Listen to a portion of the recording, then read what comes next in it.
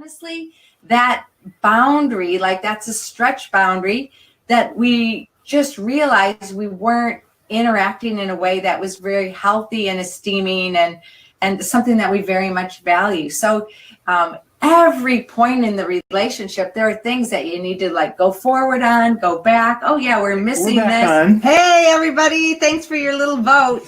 It was very interesting watching that whole thing, and all of it is on YouTube, on Duzie Potter. We wanted to get a time more of question and answer. I discovered that for some people, the video started where I told it to start at 7 minutes and 1 second, which was skipping the introduction.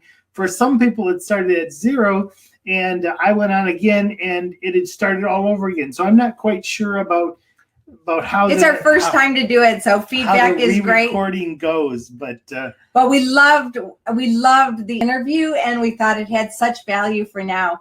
Somebody's asking if Elaine can pop in. I don't know, Elaine, is that a possibility for you that you can have a chat with us? If so, raise your hand or let us know if you can. Anybody can always pop in. And we'd love to do that. We're currently in the backstage. For those of you who have to leave, we completely understand. We'd love for you to type in the chat space your takeaway. We always love and value what different ones of you receive, because we all have such unique perspectives. And when you say something, it's like, wow, that was good. I might have missed that otherwise, but we don't need these, do we? Nope. I might have missed that otherwise, but I was able to catch it.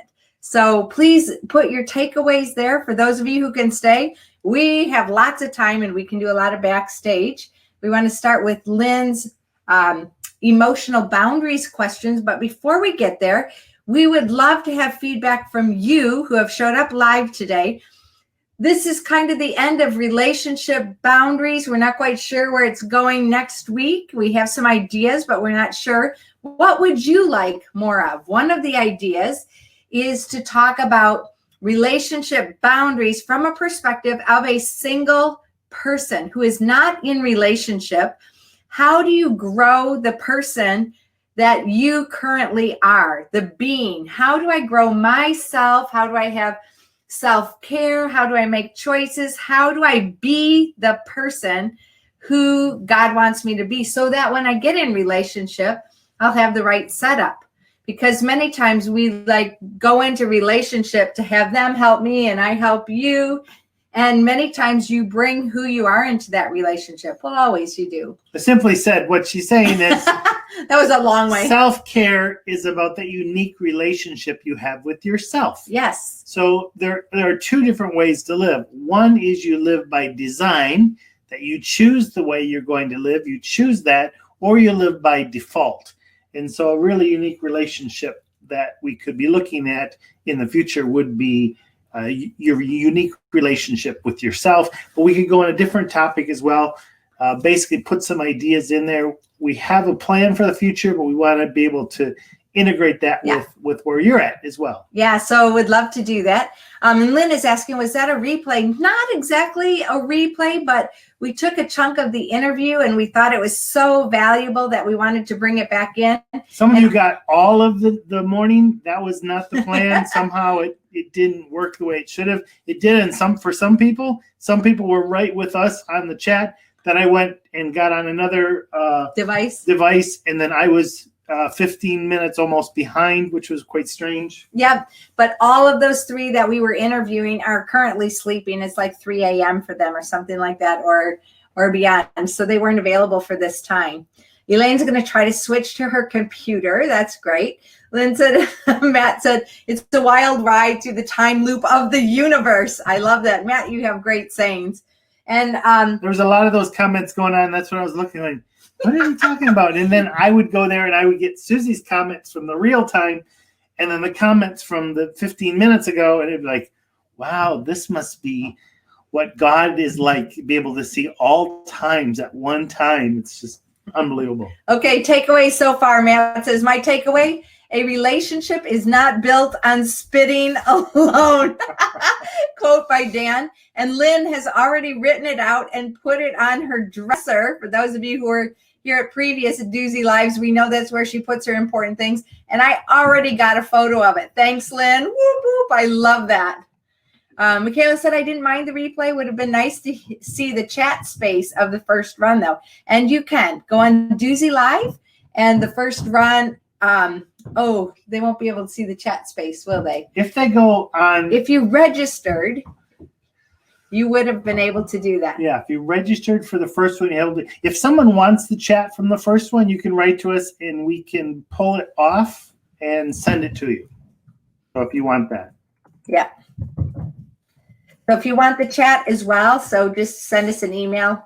The single idea, Rahel says, the single idea sounds great. And Jess says, yes, it would be amazing. Okay, so I hear like this would be a great topic. So thank you, Rahel, Jess, Matt, and any of you who are single, any of you, would you mind volunteering for us to potentially interview you for a short spot? Either before or during Duzie Live. We need people to be from the single perspective. We used to be that. We're not there. We're not in this day and age. And it was slightly challenging for us to find couples who could come on here to Duzie Live. First of all, that had the time available, but second, that were willing to even talk about relationships. And I thought it was amazing what we were able to grasp and learn from Sam, from Shawnee, from Rian, from Elaine, in the midst of this discussion. I thought there was such richness. So again, if you haven't already, type in your takeaway from what you've learned so far. I just wanted to comment on that, what Matt just wrote, Live by Design. This is one of the things we're working on for Fully Live Revolution is, are you living by design or default? Because for us, that says so much of what we are trying to help people. If you're going to intentionally thrive doesn't just happen because you're with a bunch of thrivers. There is an intention there. There is a design there. And if God created us to live fully alive, then we need to really look at what does that mean and design our life around that rather than just, well, whatever happens, happens. There's no way to live fully alive under those conditions. So that's one of the phrases we're working with. Yeah, that's great.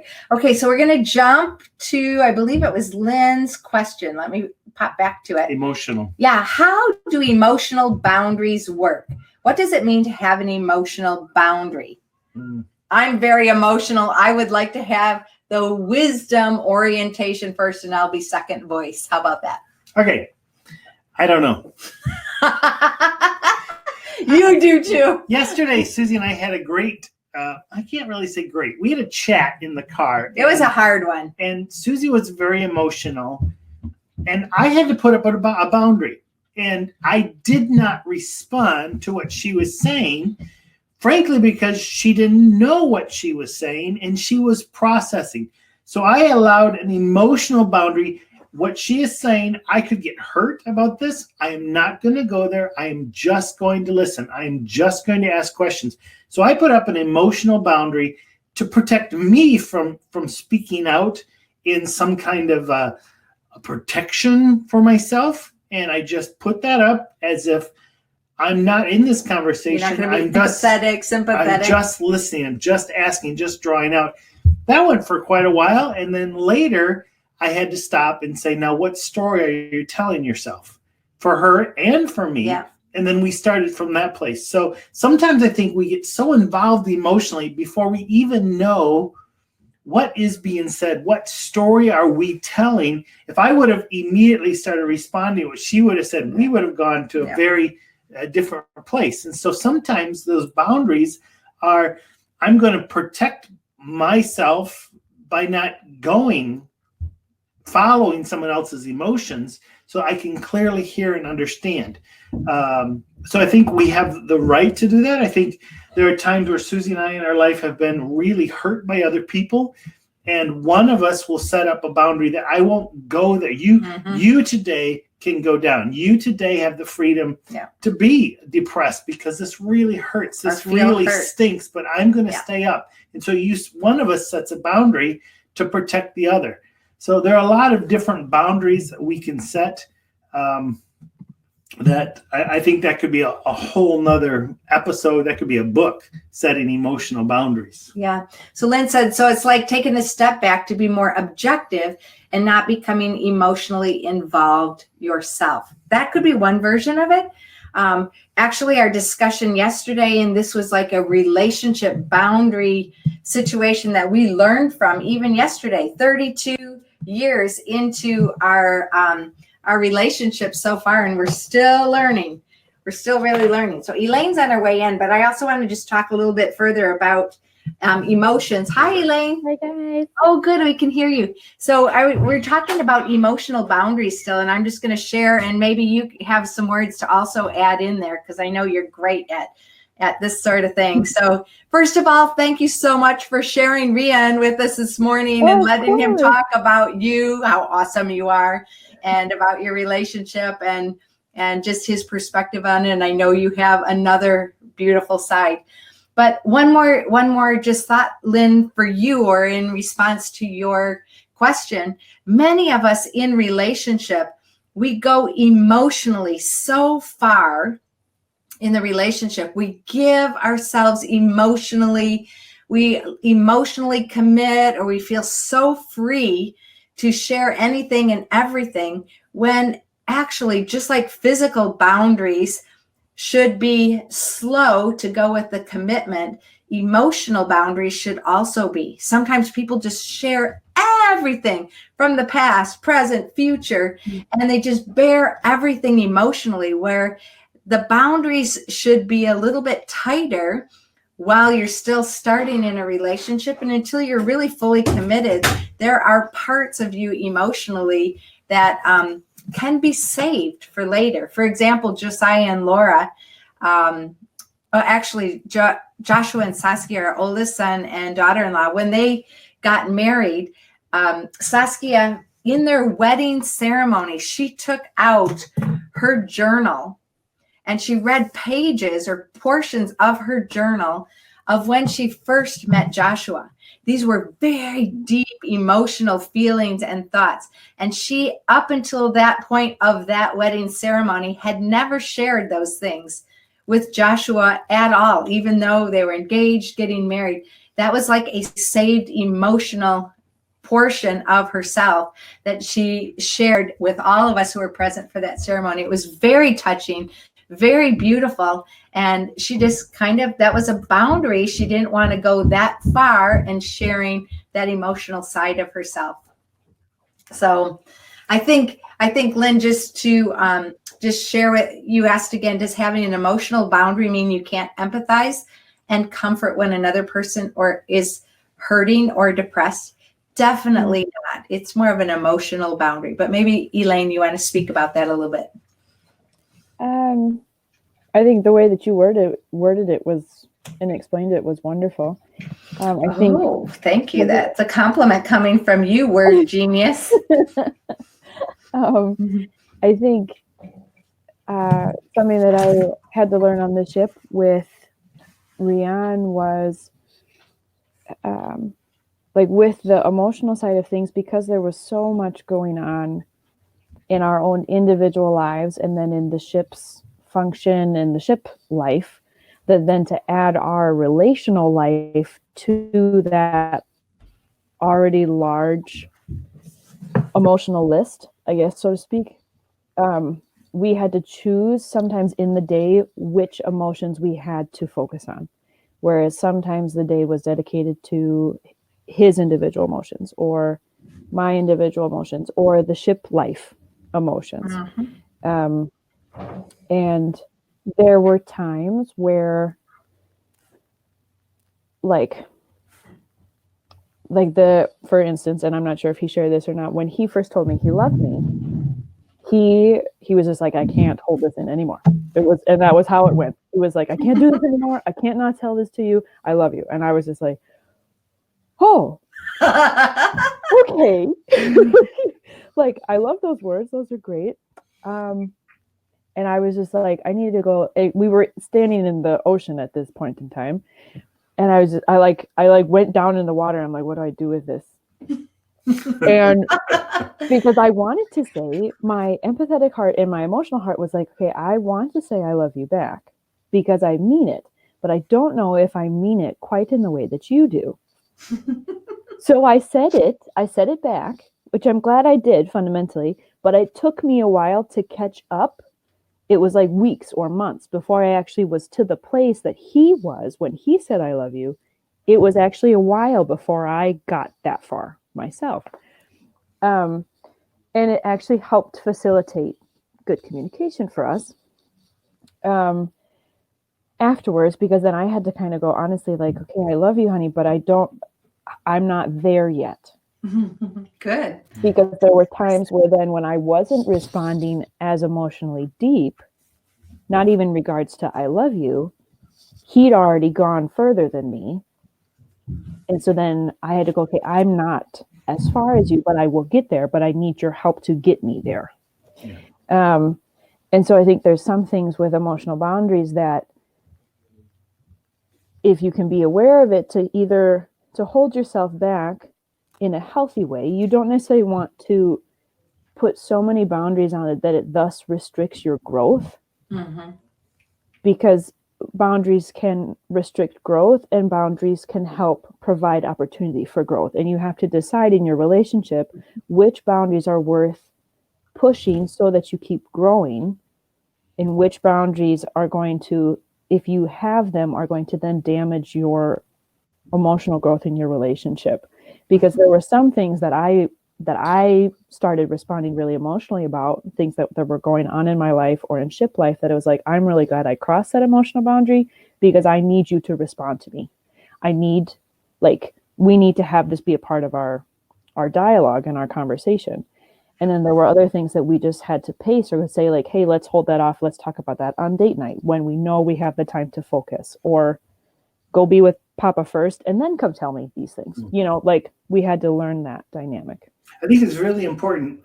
What you said reminded me of, and again, this is a huge discussion, but because we're for the most part empathetic people, the people we are around, their emotions become contagious. Yeah. So if you hang around with depressed people, you get more and more depressed. If you hang around with people who are angry, you get more and more angry. And part of the boundaries we need to put in there, especially in relationships, when it comes to this place where someone is, I love you, you do not have to go match that emotion. Right. That it draws people into trouble all the time. You need to have the boundaries to be able to say, I acknowledge that's your emotion, but I'm not at the same place. And I think it's not just in relationships. We have to really guard. When Susie and I are talking, she may come from a very emotional place. And because I love her, I may want to move to that place, but that's going to be one of the most unhealthy things for me to do. I need to remain at this place because that's actually where my emotions should be. That's where they are.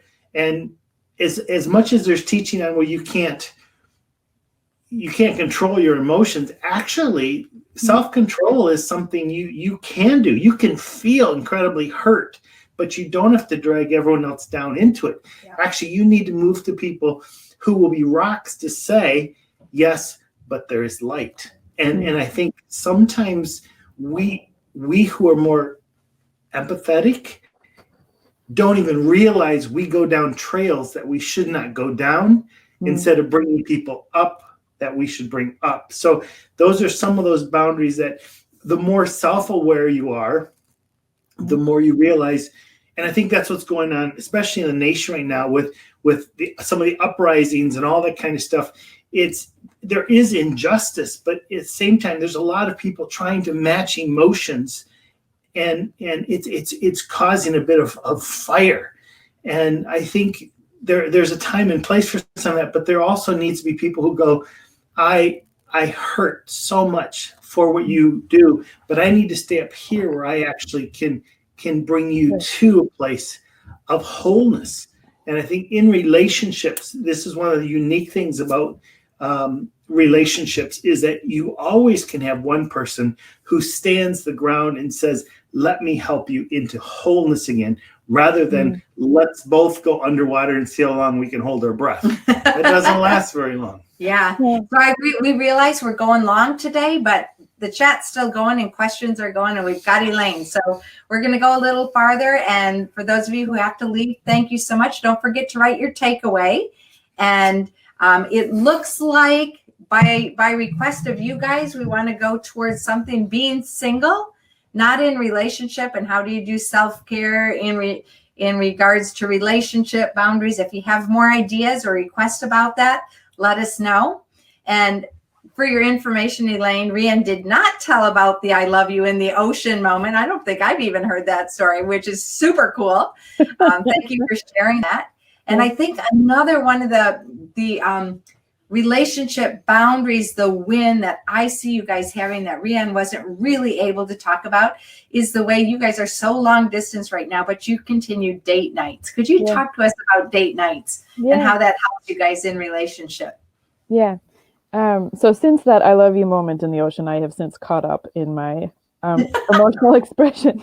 And one of the things that we were really honest about from the start was like, I was like, I value time, I value touch. The ship was a hard place to work with those languages. And so now that we're not there, we're able to actually really pour into that a little bit better. And the time obviously being the one that we can do the best with distance. And so when we have a date night, like we have pretty consistent or constant conversation during each other's time zone hours. But then date night will go, okay, like we need a date night either to talk about certain things, or we just need a date night because there's something different that happens. I listen 10 times better to him on date night. And I need to learn how to translate that into normal conversation. But there's something where it's just like I shut up in a different way when we're on a date that I have to work a lot harder with when we just have normal chats. And so we will plan a time, we'll plan a day, then we'll decide like if he's going to go out to eat or if he's going to like order in or what that might be. And for Valentine's, that was how we did our Valentine's. I went out for lunch. He was out for dinner. So we sat there with our phones. And then we're just, chatting with each other as we ate normally.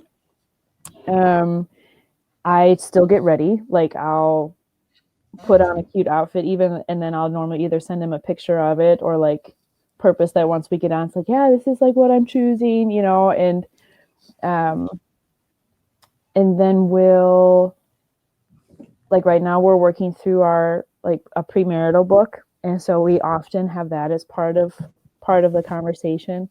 We let conversation kind of take its course as well, outside of saying, okay, let's talk about this. This last date that we had, I had started making a list to go, okay, I want to ask him about these things. I want to like share with him this thought that I've been like of self-awareness, etc.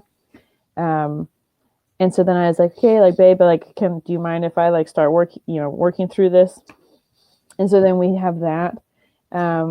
We enjoy watching things together. That was what we would do in person. And so we've just learned how to translate that with the distance. So we use earbuds for the show and we FaceTime on the phone for the other part. And so like, there's a whole lot of like key pieces that have to happen, but it's like, we're in a routine now where it's like, hey, do you want to watch your bones? Okay. And it takes you 2 minutes to set it up because we know how to do it now.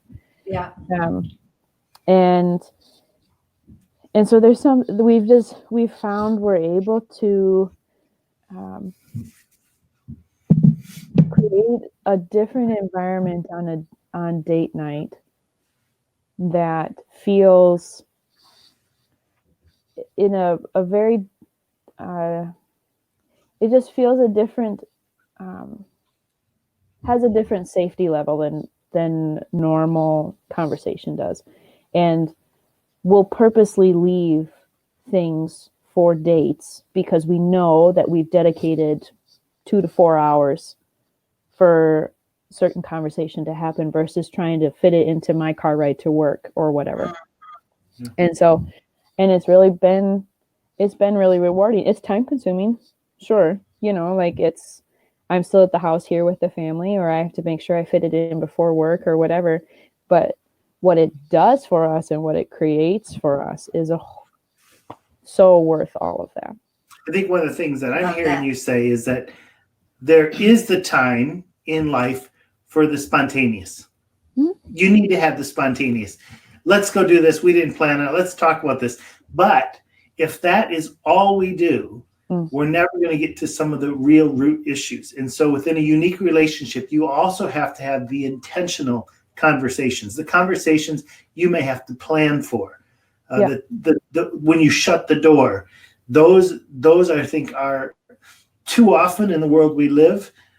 Those are the conversations maybe we'll get to, but what you're saying is within the context of where you guys are, especially with the long distance, you have to be very intentional. We're going to have this conversation, and now it's your turn to talk. Where I think that's missing in a lot of relationships, and I think that's very good word. Yeah, thank you. I mean, we're 34 years into our relationship and we still try to have intentional dates or times that are set aside to not work. We love it to be connected to an adventure somehow. But even yesterday, we were just talking about this time that deep stuff came up. And I think in those date night or those intentional moments where I love that you're writing questions down, something you thought about on your own. It was my turn to drive yesterday, and I was driving through beautiful landscape and mountains, and we were trying to process something that happened earlier, and I was trying to think Dan's thoughts, which I'm not good at that. So crazy me. Why did I even think of that? I was trying to like esteem him, giving him his cave time and not disturbing him. And I was completely thinking it wrong. And I got to that space, and because I knew that we had, 8 more hours to drive and that we had that time like a date where we didn't really have anything else to do, I had to ask myself emotionally, am I safe enough to go to this deep place and talk about those deep things? And I had to make a choice. And when I started doing it, I went to an even deeper space than I knew I had been. And I talked about what had happened and why it had happened and what I was thinking. And Dan very graciously let me talk for probably a good long hour. And then afterwards, he was like, Susie? Or more. Was it more than that? I'm not time oriented. And then he said, you know how you think I'm thinking? None of that's true. And I don't want you to have to worry about that. And he like graciously and gently helped me understand, first of all, him in this time and space, and then helped me understand myself. We had a rest area. We had to use the toilet. We came back and I was like, actually, I was thinking I needed to be more independent so that he could have more cave time, and he doesn't need that at all. And actually, that's not good for me either. And just that extra elongated, intentional space to go to those deep conversational spaces, it made such a difference in our relationship, even in our marriage. So it doesn't end when you get married. You keep having to do these And part things. of it was that I had to tell her again, you don't ever have to guess what I'm thinking, because you can ask. What are you thinking, Dan? He's And like, I'll tell you. And okay. so, we're all terrible at reading minds. God didn't give us that ability. So the only way you're going to know what they're thinking, even if we've been together for 34 years, is to ask. Yeah. And that cuts down so much if we just take the time to intentionally ask and engage in that moment. Yeah. So any more questions for Elaine? Any more comments? Anything that you wanted to say, Elaine, that this is your floor about building relationships, building, strengthening, communicating, resetting boundaries, accountability, any of that or something else? Yeah. The floor is yours. I think something, well, thank you. I think something that even just in this conversation now, but then also like as you guys are like responding and giving feedback to things, like with that I love you moment in the ocean, like I had to decide to go, okay, I may not be that far. Eventually I want to get that far in my relationship with him. And he just happens to have gotten there faster than I did. And And there were times where that was really helpful for me in learning to like really build honesty in our relationship, because I had to, there was a little bit where I was like, oh, I need to catch up. I need to get that far. And then it's like, no, I can't do that. I can't rush that process. Mm-hmm. And so then I had to be really honest with him to say, okay, I love that you said that. I hear that. I receive that. I am amazed that you feel that. I'm almost there. and I do love you, but I'm not quite to that version of love. And so are you okay being patient with me while I get that far? And it was like super humbling for me, because I felt like a huge disappointment that I couldn't meet him at that level. But then I also had to go, but I have to be honest, because if I do love him and I do want to love him that way and keep adding to that love, I have to be honest. Yeah. And I have to be willing to let him be where he is in the relationship. But then I also have to honor and communicate where I am at, so that we can keep the connection that we have. And when we either had miscommunications or mistakes in our boundaries, we assumed one person's boundary was one thing and another person's boundary was another thing, and we didn't communicate that. It wasn't like, oh, no, relationship is over. Why couldn't you read my mind? Why couldn't, it's because some people walk away when that happens. Yeah. And it's like, okay, but there's more to life than the mistakes. There's more to the relationship than just the mistakes. Let's keep trying to understand each of our own responses in the relationship. I know he'd mentioned that like his relationship with me was one of his first godly relationships, and the last deep relationship that I had been in was an ungodly relationship. And so then to come back to a godly one after the one that was very fresh in my mind was a not godly one, it was like, oh, how does this work when you actually have God in the picture? And so there was a bit of where we were both learning. I had 2 short godly relationships before the ungodly one. But they were short enough and long enough ago that I was like, how do I do this with Jesus? Mm-hmm. And then now with you, and you're different than them. So, it was all new spaces, and I'm still learning the choice that it takes each day to say, I choose him. I have chosen him. I choose to be myself in this relationship, to not keep trying to be somebody else from another relationship. I don't want to keep changing the version of Elaine that happens. Like, what you see is what you get. And I have to choose that for him, because that's why he picked me. He didn't want me to keep changing to be what I thought was better in somebody else's relationship. He wanted to be in a relationship with this person. And so I have to honor that. And also, it's also really humbling. Like, there's been a lot of humbling in the last 2.5 years. And got a couple other questions there for you too from people. Yeah, just want to respond to that. I think you made many very important points, but one of them is that every relationship is completely unique because of the 2 people that are in relationship. And I think we said it last week as well, and a few weeks before that, we learn when we're together. And I love what you just said about you and Rian. You've had past experiences, and that shapes, like, I want to do this, or I don't want to do that, or I learned this or not. But then you're learning together. Like, what is it that you need, and how can we grow together, and what do I need, and how can we, we've been hearing it today so much, communicate, and understand one another. Yeah. And I think you just gave a great example of that. So thank you so much for sharing that. Wonka is currently trying to eat things he shouldn't eat. So Dan's helping him what he does with his mouth. But we've got a couple really great questions here. And Elaine, I don't know if you can see them, but Jess is talking about, don't know if you have time, but could you explain a little on how this affected your relationship and why. It was also really important for Rhea and I that the people didn't hold the boundaries for us, that they encouraged us to hold our own boundaries, but that it was our boundaries that we chose to be diligent to. That's one. And then Root really puts a great one out here, which I'd love you to take a few moments and really unpack this. Yeah. Can you talk a little bit about the difference of romance in fiction and a relationship in real life? So it's your choice which one you hit first, but would you mind hitting them both? Yeah, for sure.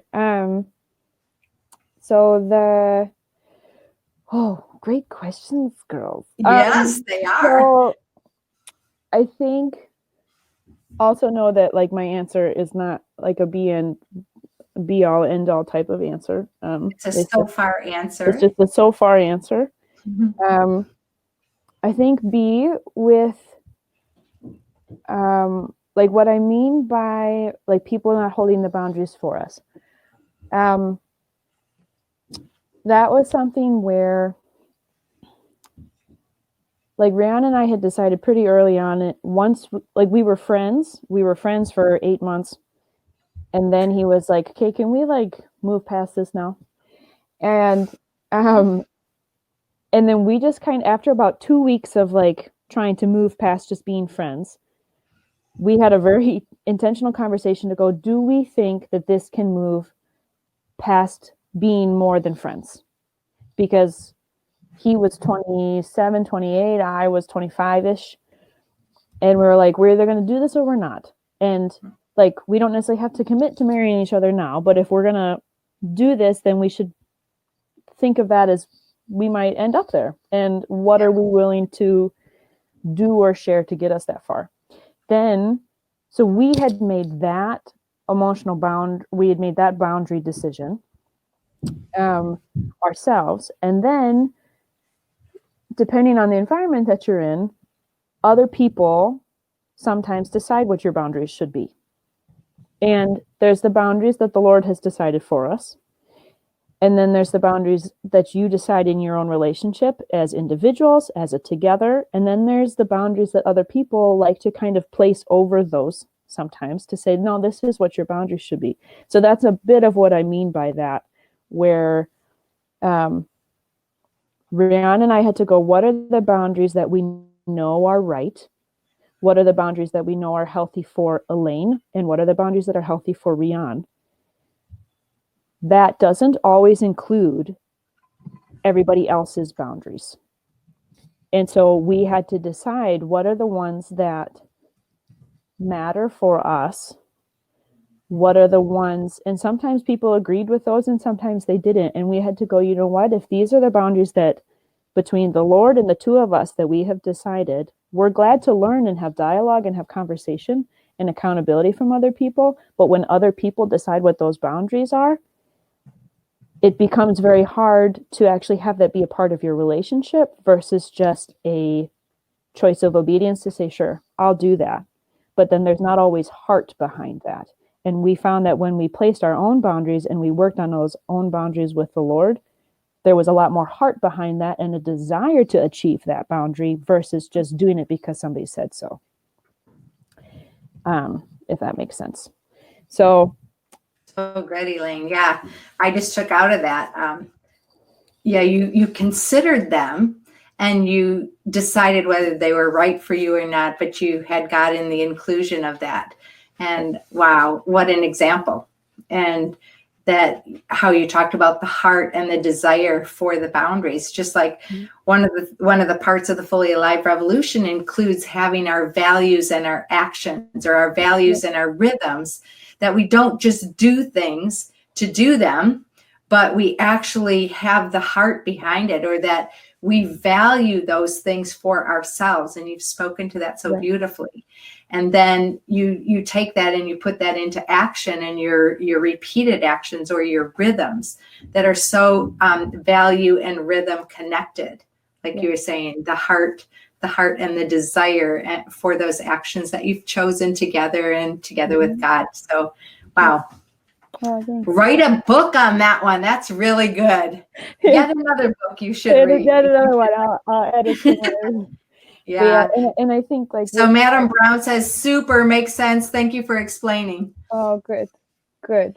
Yeah, because there's times, depending on the environment that you're in, that you have to abide by a certain set of boundaries because of your role or where you're at. And so we understood that, and we really tried to respect that. But then it also had to be, and that depends on the environment that you're in. In normal life, there's not as many of those. And so that was something that we also then had to learn how to translate once we reached normal life. And then we've switched from normal life back to long distance life, and that changes all the boundaries all over again. Sure. So, and so it's a constant awareness. And that's also part of that key communication element, because as your situation keeps changing as a couple and as an individual, then your boundaries, sometimes, some of them, adjust as well. Ruth, you have a splendid question as well, because I love all those romantic fiction. So there, I guess it depends. I grew up reading some of those great books, watching some of those cute movies, and I'm just like, wow. And then I think the romance in fiction sometimes is there because the person who wrote it is romantic. Sometimes the person who wrote it wishes they personally were romantic, or the person that they were with, or the people that they have been with were romantic. So they write as a forecast or as a dream of what could be. Some are writing because it's what they've experienced, because they or their partner are also that way. Some of what is romantic in fiction is real life, which is awesome. Like it's so sweet, and it's like, holy crap, I'm like in a movie right now. What is this? You know? And then there's other times where it's like, they didn't talk about this in the book. This is not real life, man. And so it at least from what I've learned or what I've experienced, some of it is personality, some of it is scenario. If that's the type of romance you want, it depends on if you're willing to have the romance with the realness. If you want only romance, I don't know if that can happen all the time, because there isn't always the realness that comes with the hard conversations or the not so great things that you learn about yourself or each other. But if you're willing to merge the two together, that can be achievable based on your personalities or your love languages. Would be just a thought. Wow. Whoop, whoop. I think I'd just love to jump in and say a little bit as well. Have talked to so many women who were in watched romantic movies, read fictional, romantic, real, or whatever, like you described it so well, books, and they had that as an expectation or a picture of what life was going to be like. And first of all, you set yourself up. Many times it takes you emotionally, because those movies and those books are meant to grasp you and entangle you and pull you in. They do a great job, or they wouldn't be bestsellers, right? So they're good at pulling you in there.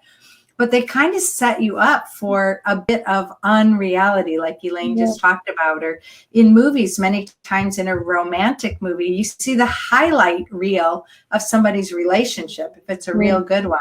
And you don't always see the real moments where you have the hard, deep conversations, or, you know, you're trying to figure out who you are once again, you know, because being in community in this relationship has revealed a new side of you that maybe you did or didn't know. Right. And you're like, wow, who is that? And is that who I really want to be? And no, but that is where I'm at right now. And so what do I do? So, I think it's really important in the midst of having this and getting a picture for what could be, that you don't set your expectations in an unreal space, that you have those conversations with yourself and with whoever you're in relationship with, so that you've got a reality piece of it as well. Mm. And many times, again, jumping further, I have had hard conversations with quite a number of women who were married, who pulled me aside and said, help me out, because I thought marriage would be like this, and it is nothing like this. And what do I do now? I'm in a situation where I thought it was going to be like this, and the reality looks like this. And I don't love the reality. I loved the fiction that I had as my expectation in my head. So I think what you said, Elaine, about the balance between reality and the romance pictures that we have, that it's always good to like be in balance and take those steps, be where you are, and yet dream forward. And I know you're doing that as you're getting ready to get married, hopefully as soon as possible. Yeah. But yeah, if the U.S. government will just release that paperwork so Rian can get into the country, that would be awesome. Yeah, for sure. So Jess says, ooh, romance with the realness. Sounds like a good book. Yeah, write that one too. Write that one too, Elaine. Yeah. So I do have to go soon to get ready for work. I might, if there's one more question, I probably have time. Otherwise, I would need to head out. Yeah, and I would just like to say thank you, those of you who are still hanging in here, and there's quite a number of people still here. Thank you for joining, and thank you for remaining on. I think this is our record. We're at 2 hours and 5 minutes. So this has been so good in 2 different ways, both to have the previous recording of Sam and Shawnee with Rian, and then Elaine, for you to be able to jump in and share some of these really very valuable nuggets with us. So thank you once again. And we always love having you on Duzie Live, and hopefully we can do it yet again in the future. Sure. Oh, it's a pleasure. Yeah. It's good. Yeah. Anybody have another question for Elaine in her moments that she has available left? I was just going to mention probably the best romantic novels also have a little bit of comedy and tragedy and horror and and the dog ran away, and it's like people who talk about this is just so wonderful about babies, but they never mention diapers and throwing up, and so it's like there is a whole story here. And I think, you don't understand that till you live it. And some romance have a happy ending and some don't. Right. Yep. That's great. So, yes, Lynn is loving the moment that we're breaking the record. Whoop, whoop. Yep. And those of you who have stayed to the end, you are the ones breaking the record. Go team. It's like a Netflix series. It's hard to shut off, The episodes carry on, episode 1, and Elaine is episode 2, and what will be episode 3? Wouldn't it be great for Netflix to shut itself off? We're going to do that here in just a moment. All right. So Jess says, today was great. Thank you, Elaine, for taking the time to share your experience and wisdom with us. Definitely. And Rahel said, I saw many men change after marriage. So I imagine some women are not happy with what they got. They wanted to keep the play. I don't know personally, but she's heard about that. Yes, I've also heard about that too. Yeah. Lynn, that's cute. This definitely beats Netflix. Okay, that's a quotable. Yeah, Duzie line beats Netflix. Well, thank you for that opinion. We're listening. We're depends on what you're watching on Netflix, I think. Yes, so we just want to remind you that your life is a remarkable story and adventure that only you can create. We exist to motivate and equip you to live fully alive. Today in this Duzie Live 2-episode version of Relationship Boundaries, we are talking about building, strengthening, communicating, resetting, accountability in relationship. And we were really blessed to have Sam and Shawnee and their relationship happening over in Malaysia now, and Rian earlier from South Africa, and Elaine there in Wisconsin, USA. And we were so blessed to have you. And as a result of what we've learned here and what we live out, may you live fully alive. As you love yourself, your world, and your God. My name's Dan. And my name is Susie, and together we're a Duzie. And we will say goodbye and thank you for the Guinness World Book of Records Duzie longest webinar. Going on 2 hours and 9 minutes. What? Thank you, Elaine, also for jumping you're in, and have a welcome. great day at work. God bless you all, and we will send you out information on Duzie Live for next week, thinking about being single and self-care and thinking about what happens in that space to prepare you for great relationships. It'll be on that subject or something different. So send us messages and send us your thoughts and ideas. We're listening. We love you all. Bless you, Elaine. Enjoy work. Talk to you soon. Bye. Bye, Thanks so much for coming.